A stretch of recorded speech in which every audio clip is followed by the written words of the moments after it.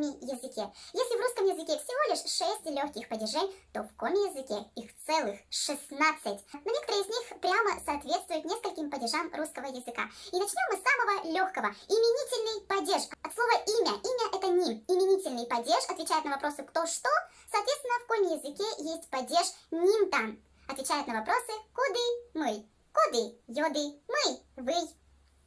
Следующий падеж родительный. Родительный падеж в русском языке отвечает на вопросы у кого, у чего или просто кого, чего. А в коми-языке родительный звучит как асалан падеж и отвечает на вопросы котлен, мылан. Соответственно, к основному слову добавляется суффикс лен. Зонка лен, кар лен.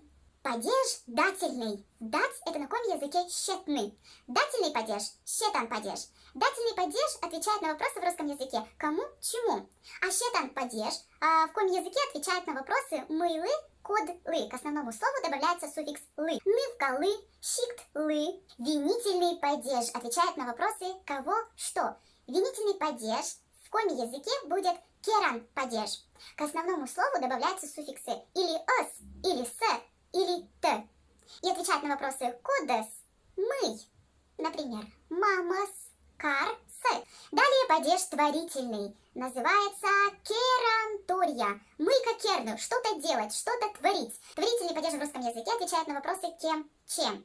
Керантория падеж в коми-языке отвечает на вопросы мыен, коден. К основному слову добавляется суффикс н. Кага, н, школа, н. Вот это были 5 падежей, 5 коми-падежей, которые соответствуют 5 падежам в русском языке. А сейчас мы познакомимся с остальными. Притяжательный падеж есть в коми-языке, и он звучит буштан. Куткалыш бушный, у кого-то взять, отобрать. Соответственно, он отвечает на вопросы кодлыш, мылыш. Далее падеж соединительный. Отуфтны, отуф – это вместе. Сделать так, чтобы все было вместе. Соединительный, отуфтан. Отвечает на вопросы с кем, с чем. Код, код. Мыкад. Следующий падеж лишительный. Есть соединительный, а есть лишительный. И этот падеж звучит турьядан. И отвечает на вопросы без кого, без чего. Кутег, мытег. К основному слову добавляется суффикс тег. Кань, тег. Шонды, тег. Сегодня мы выучили с вами 8 падежей коми-языка.